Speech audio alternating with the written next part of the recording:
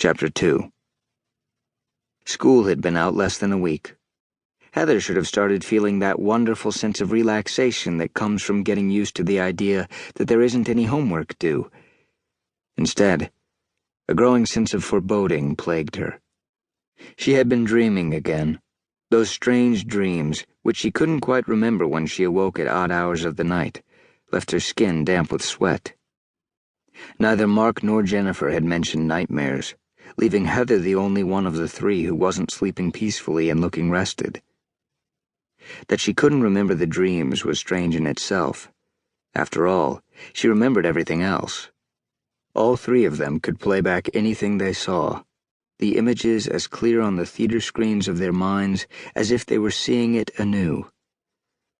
But not these dreams. She actually dreaded going to sleep for fear of what the dreams contained, although that made even less sense. What sleep she had been getting came toward dawn, marring her pattern of being an early riser.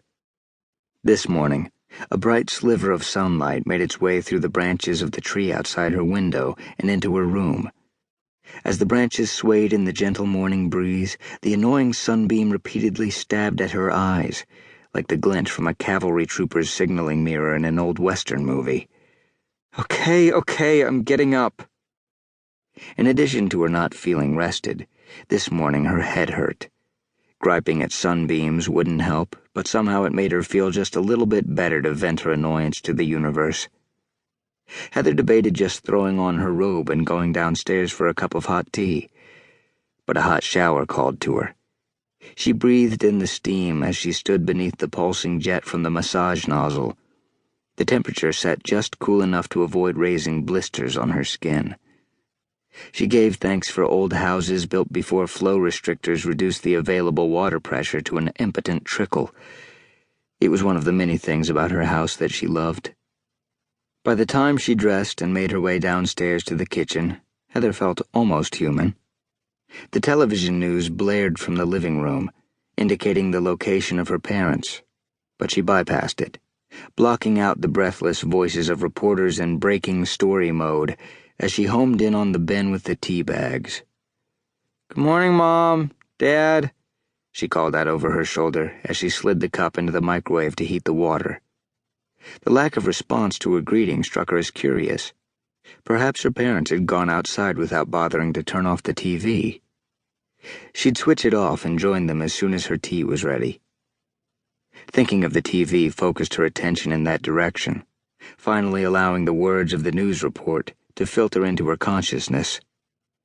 At his home just outside of Fort Meade, Maryland, this morning, in what police are calling a tragic case of murder-suicide, the FBI discovered the bodies of NSA Director Jonathan Riles and Senior NSA computer scientist Dr. David Kurtz at the Riles residence this morning.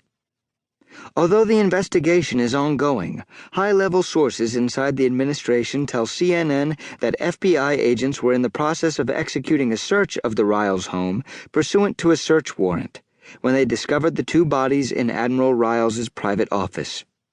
We have also received word that Admiral Riles may have been despondent over an FBI investigation into illegal activities being conducted by the NSA, activities that Riles had authorized without the knowledge or approval of the President. Hold on. We are just getting word that the Vice President, a longtime friend and college roommate of Admiral Riles at the Naval Academy, is about to issue a short statement. We go now to the Vice President. Heather didn't remember leaving the kitchen and making her way into the living room, but she now found herself standing behind the couch where her mom and dad sat riveted to the television screen. Vice President Gordon stared somberly into the television camera from behind his desk at the White House. "My fellow Americans, it is with the deepest sadness that I address you this morning. I have taken this unusual step because I cannot bear the thought of how my good friend may be portrayed in coming days. With that in mind, I think it is important to let you, the American people, know a little of what I know about the man and the situation that led to this tragic outcome. I have known Jonathan Riles since we were roommates together at Annapolis. I played alongside him on the Navy football team. I studied at a desk across the room from him as he qualified for selection as a Rhodes Scholar, and I served with